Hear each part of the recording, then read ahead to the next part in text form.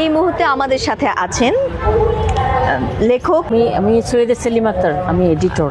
আচ্ছা, আপনি যদি একটু আপনার এটি হচ্ছে একটি সম্পাদিত বই, জি। আপনার এই বইটা নিয়ে একটু আমাদেরকে একটু বলেন।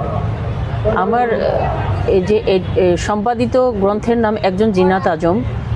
জিনাত আজম হচ্ছেন চট্টগ্রাম লেডিস ক্লাব এবং চট্টগ্রাম লেখিকা সংঘের এক্স প্রেসিডেন্ট। তিনি আমি চট্টগ্রাম লেখিকা সংঘের সাধারণ সম্পাদক। উনি থাকাকালীনই আমি সাধারণ সম্পাদক, উনি আমাকে সিলেকশন করেছিলেন। উনি হঠাৎ করে পৃথিবী ছেড়ে চলে গেছেন।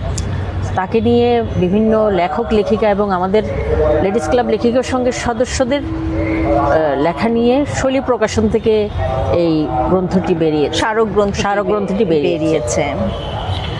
আর আপনি তো এমনিতে লেখালেখির সাথে যুক্ত আছেন, তো আপনার এবার বই মেলায় আর কোনো বই কি এসেছে? আমার একটা প্রসেসিং অন দ্য ওয়ে আসবে।